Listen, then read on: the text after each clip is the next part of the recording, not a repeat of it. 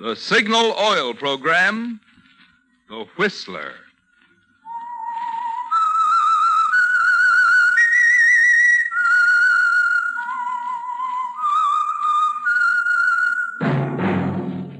That whistle is your signal for the Signal Oil Program, The Whistler.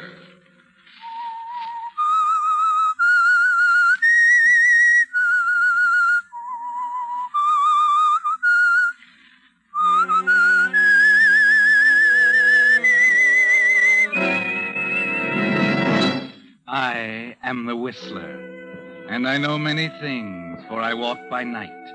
I know many strange tales hidden in the hearts of men and women who have stepped into the shadows. Yes, I know the nameless terrors of which they dare not speak.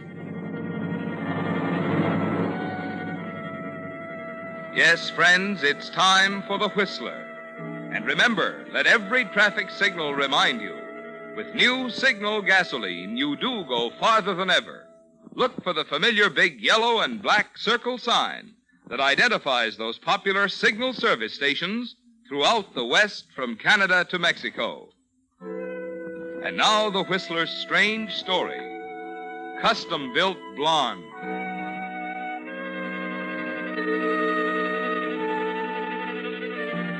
It was past midnight when Jerry Coonan left the cocktail bar with a tall blonde in a mink coat. On the way out, he gave the high sign to Red Stafford and Shorty Burton, sitting idly at the bar waiting for the tip-off. And as he guided her out the front door, he could see them quietly get off their stools and prepare to leave. Jerry chuckled softly to himself. The blonde was dumb and rich. The diamond pendant around her neck ought to bring $10,000 at least. And he'd mentally appraised the square-cut emerald on her right hand at $5,000 more. Yes, the blonde was custom-built, made to order. She wouldn't talk after they'd relieved her of the jewelry. She'd be afraid her husband might find out what she's been doing while he was out of town. He helped her into the car and fumbled with the keys until he was sure Red and Shorty had reached the other car and were ready to follow.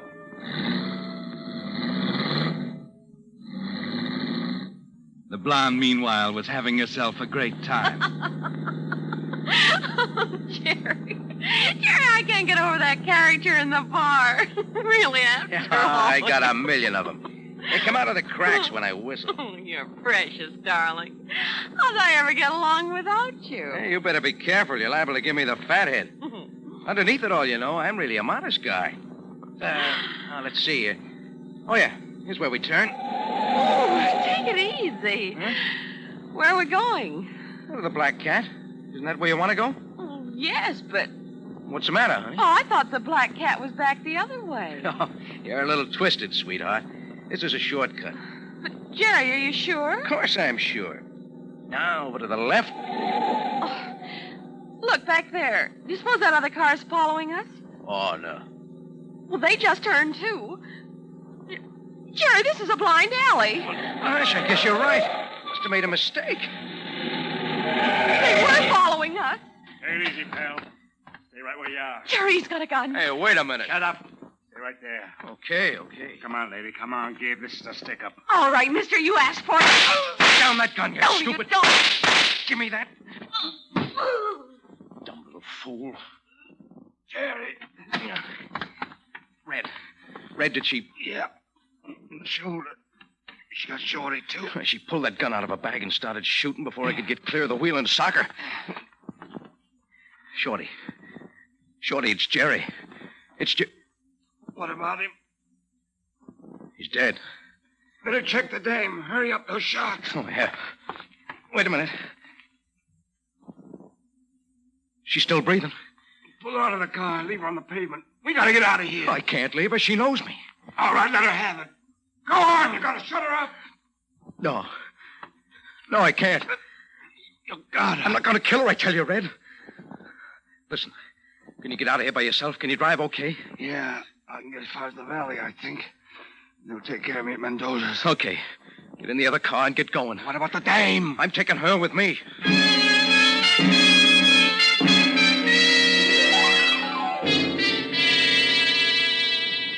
Yes, That's where you're a little different from the others, Jerry. The blonde is a problem, and Red had the easiest answer, but you can't kill. You've always known it, that you had the quickest, sharpest head of them all. But when the chips were down, you couldn't kill. So you take the blonde with you, watching her out of the corner of your eye as you drive towards your home in the suburbs.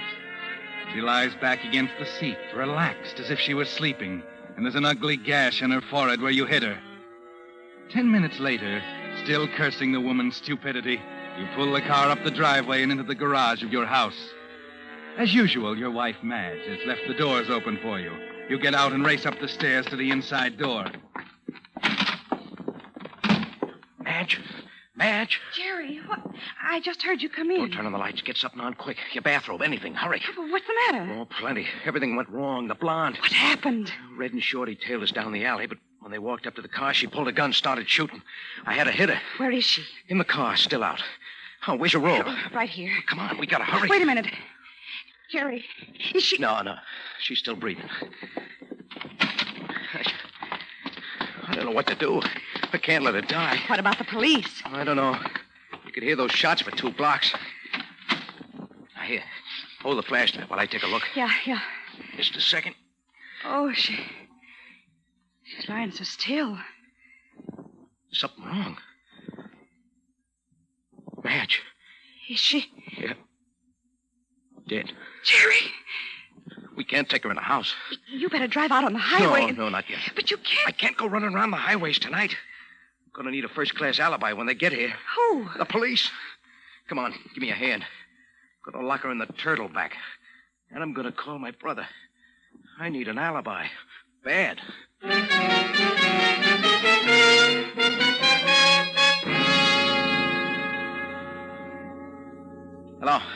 Hello, Jim. This is Jerry. Yeah, you guessed it. I'm in a bad jam. I need an alibi. Oh, tonight from about 9:30 till midnight. Yeah. Yeah, now listen, kid. If anyone asks you anything about me, tell them that Madge and I were with you and Grace till 12 o'clock. Oh, anything. Playing bridge. Yeah, that's good. Playing bridge. Right. Thanks, Jim. I'll explain when I see you.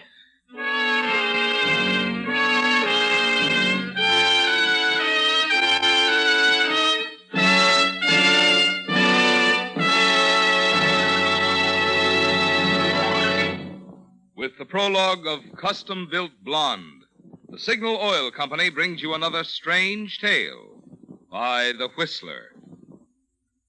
If you've been reading the new car ads, and who hasn't, you've no doubt noticed the emphasis is being put on increased mileage, 25 to 30 miles per gallon from some of the new models.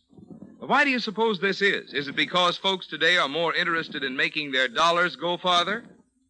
Well, partly. But even more so, they're interested in the increased engineering efficiency which makes that greater mileage possible.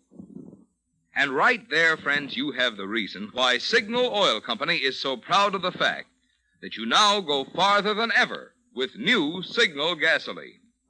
You see, Signal's improved mileage is the result of increased power. Amazing new power. The same power that gives new Signal gasoline quicker starting, faster pickup, and quieter, higher anti-knock. That's why we say, look to your speedometer for the real proof of gasoline quality. You'll find that the gasoline that gets peak performance from your motor is the same new gasoline that now helps you go farther than ever. New Signal gasoline. And now, back to the Whistler.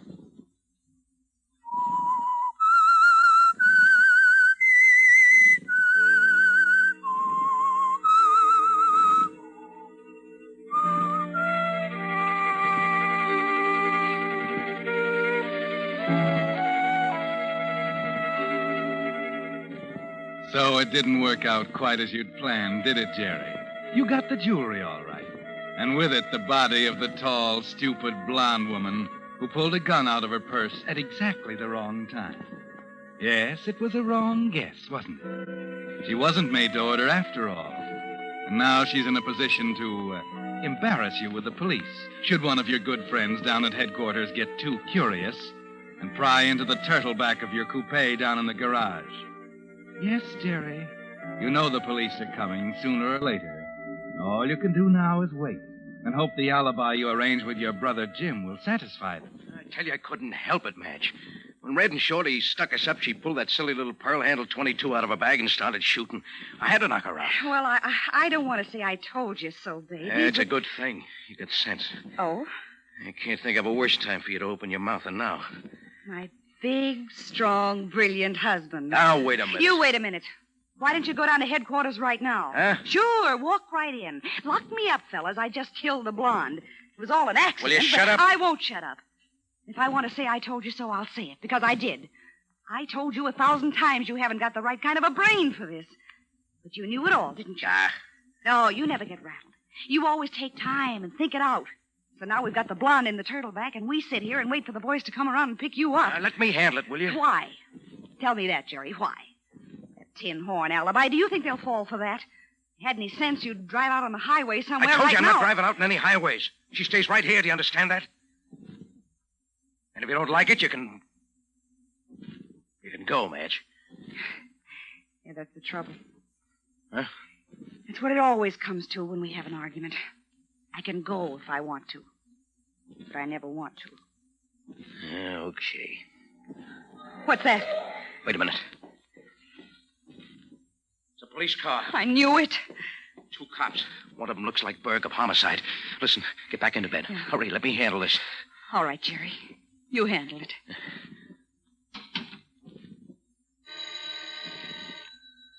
Better wait a minute. Who is it? Police. Open up. Okay, just a minute. Turn on the lights.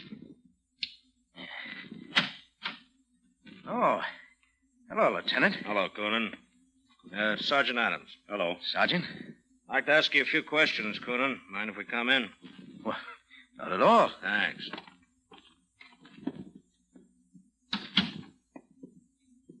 Nice little place you got here.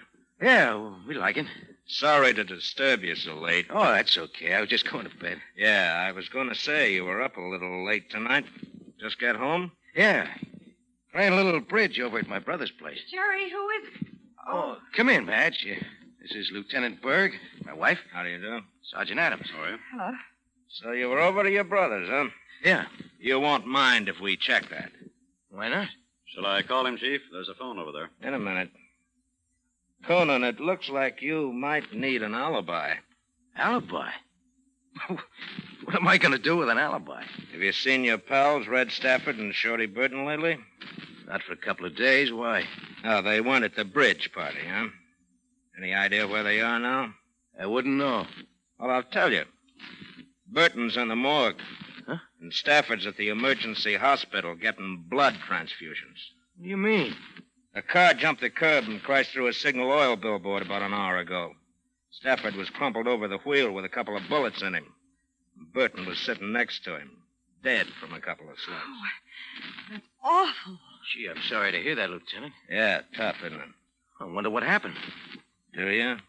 Yeah, like I said. Yeah, like you said. You were playing bridge when it happened. You've been pals with those two birds for a long time, Coonan.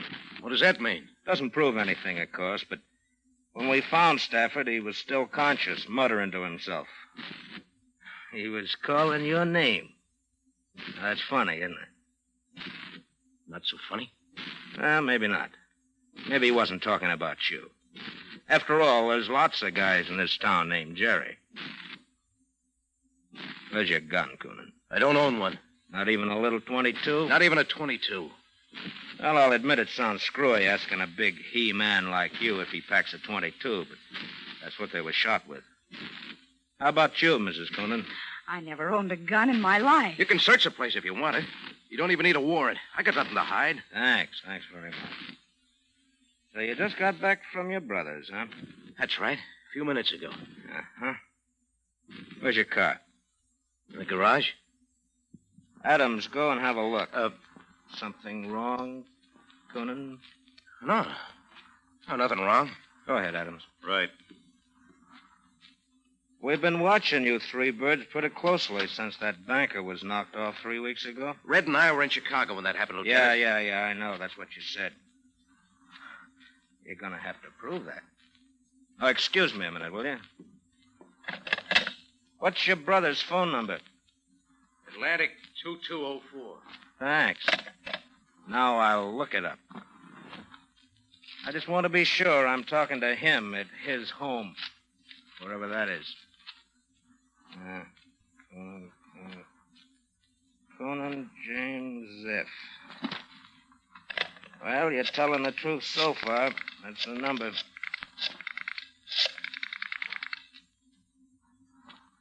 Hello? Mr. Coonan? It's Lieutenant Berg of Homicide speaking. I'm calling you about your brother, Jerry. Have you seen him tonight? No, he's all right. There's nothing wrong. All I want to know is if you've seen him.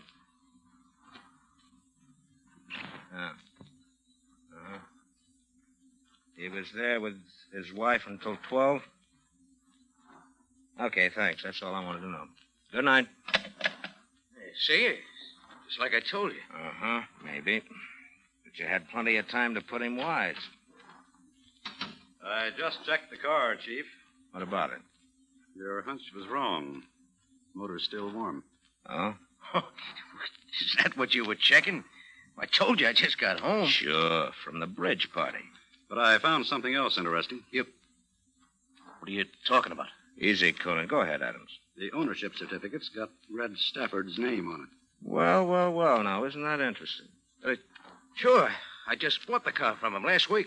You can check with the motor vehicle department. They get the papers. Don't worry. We'll check. Oh, anything else, Lieutenant? Yeah, a lot of things. But we'll get the answers somewhere else. So far, you seem to be in the clear from shooting your pals, Coonan. You were playing bridge at your brother's. You bought the car from Stafford last week. You don't own a gun. And also, you and Stafford were in Chicago 3 weeks ago when that banker was knocked off. That's it? I hope so, for your sake. Come on, Adams. Good night, Coonan, Mrs. Coonan. You're free to come and go as you please, but I'd suggest that you don't leave town. Okay, Lieutenant. Night. That was close. I better sit down. Yeah. Well, you still think you were right in leaving her there? Oh, that would have looked great, wouldn't it? You alone here, me out on the highway getting rid of a blonde, and the cops come around to check. There's one thing, though. I'd like to know it. They don't know anything about the blonde. They're worrying about Red and Shorty and that banker, whoever he is. Wait a minute. Yeah, I knew it. Berg had still another guy with him. There were 3. He's left him outside to watch the house. We'll be followed every minute from now on. Night and day.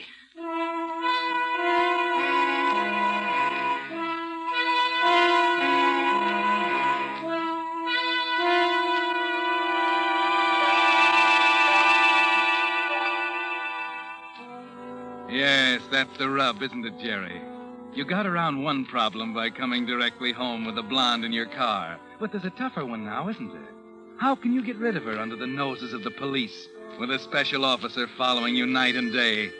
You lie awake all night thinking about it. How, Jerry? How can you do it? Then at 10 o'clock the next morning it comes to you.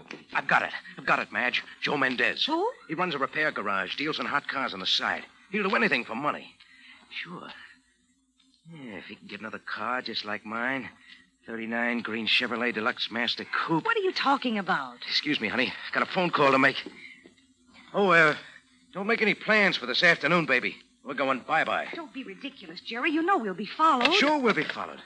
A friend will follow us right downtown and into Joe Mendez's garage, where we're going to park the car while we go shopping. Then what? Then we let Joe take over. And like I said, baby, he'll do anything for money.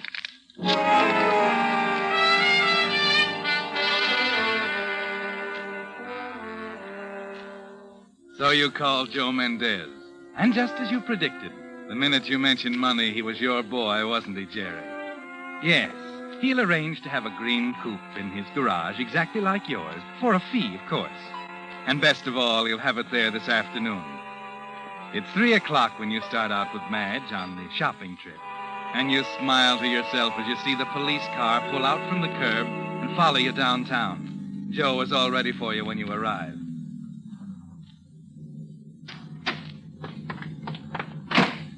Yes, sir? My name is Coonan. I called Mr. Mendez about having my car tuned up. Oh, yes, Mr. Coonan. I am Mendez. You can leave it here. I'll have one of the men park it for you. Can you have it ready in a couple of hours? Oh, I think so. Perhaps we better go into the office. I will write up the order. Oh, sure. Oh, Madge, Yeah, Jerry? stick around, huh? I'll be right back.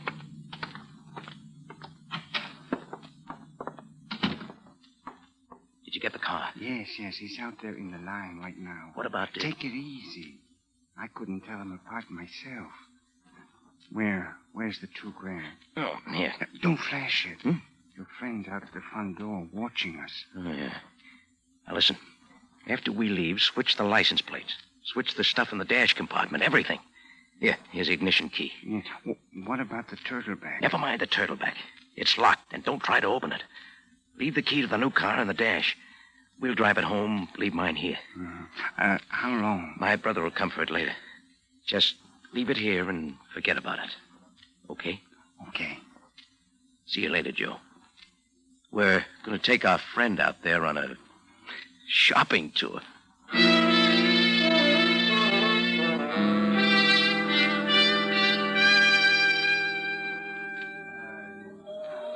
I'm awfully sorry, madam. I've shown you everything we have in suede handbags. Perhaps something in reptile. Oh, yes, that's an idea. Let's see what you have in reptile. Just a moment. I'll get them for you. Is he still there? Yeah, over by that pillar. What about Jim? I'll call him tonight. Have him pick up our car tomorrow. We can get rid of the blonde in a couple of days after this blows over. I got a hunch Lieutenant Berg will be around tonight to really give us the once-over again. Oh, yeah. This seems to be the only thing we have in reptile. Would you like to look at it? Oh, yes, I'll look at it.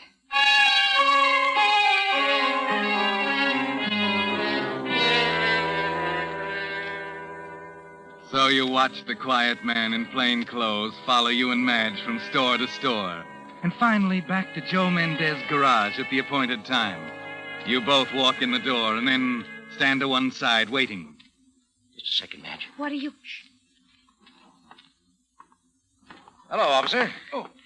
You, enjoy the shopping trip? Oh, I almost lost you a couple of times. Where to now, Sonny? Home? Oh, that's my green coupe over there. Come on, Madge. Oh, Mr. Coonan. Oh, hello, Mendez. Did you get her tuned up all right? Yes. Good. You want to ride out with us, officer? Got room for one more. No, thanks. I got my own car. Okay. Well, here we are, Madge. Get in. Oh, how much do I owe you, Mendez? Oh, $9.85. Okay.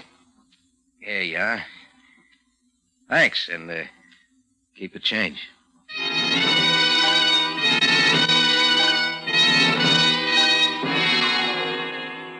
Well, Jerry, you're out of the woods now. The license plate's been changed, the contents of the dash compartment, everything. Yes, Mendez did a good job. An hour later, you're home, with the officer following just behind you. As you expected, Lieutenant Berg is waiting for you when you arrive.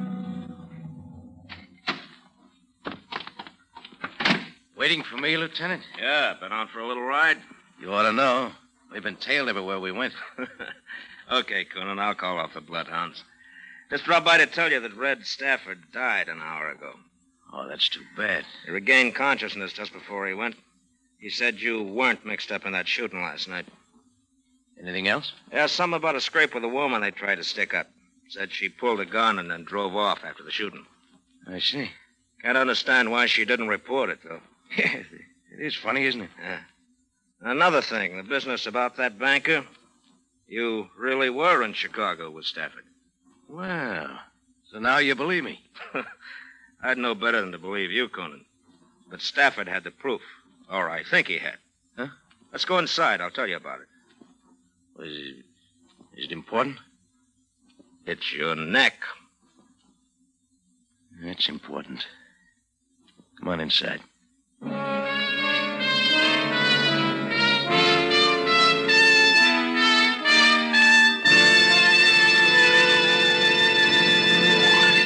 The Whistler will return in just a moment with the strange ending of tonight's story.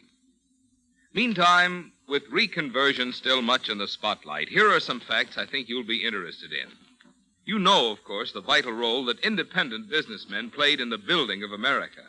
And you know that today more and more men are expressing a desire to get into business for themselves.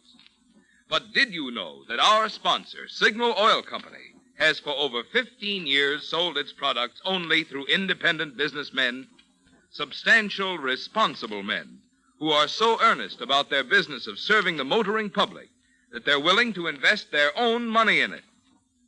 Naturally, signal dealers are carefully chosen for their ability and integrity, which explains why so many dealers have been with Signal Oil Company ever since the beginning, 15 years ago. So you see, there's a good reason why you find more conscientious, experienced men operating signal stations, and why signal dealers, with an incentive to build their own business, naturally give your car more thorough service that does help it run better and last longer. And now, back to the Whistler.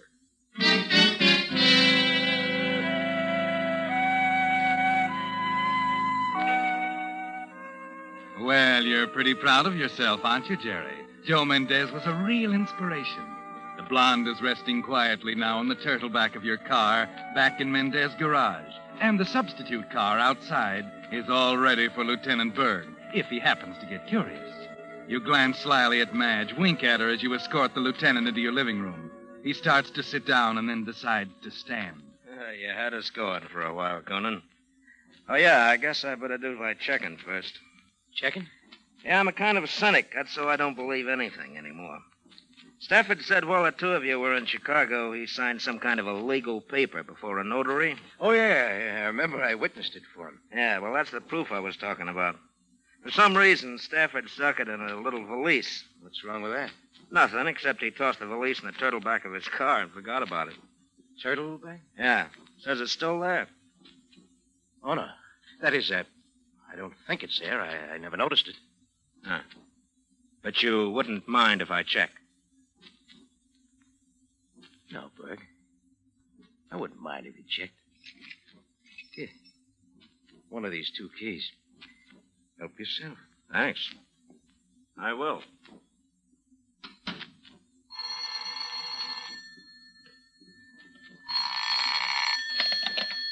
Hello? Jerry, this is Joe Mendez.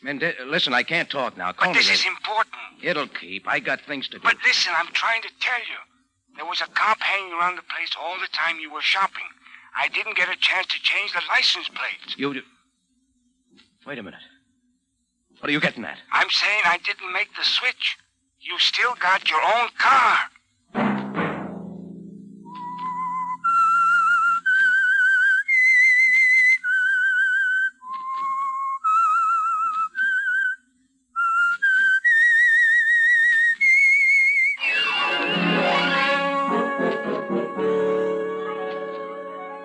Next Monday at 9 o'clock, The Whistler will bring you another strange tale. The Whistler is broadcast for your entertainment by the marketers of Signal gasoline and motor oil and fine quality automotive accessories, and by your neighborhood Signal dealer. Featured in tonight's program were Jack Moyles and Bill Conrad.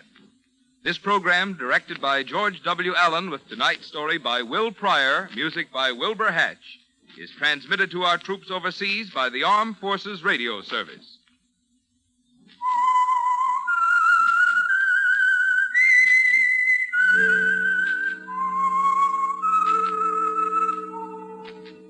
That whistle is your signal for the Signal Oil program, The Whistler.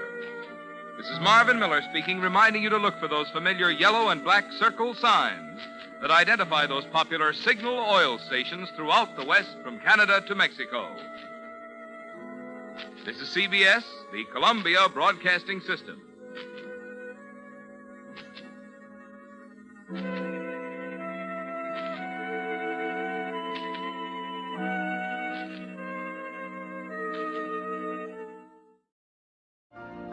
You've been listening to the OTR Gold Network. Find more classic radio at otrgold.com.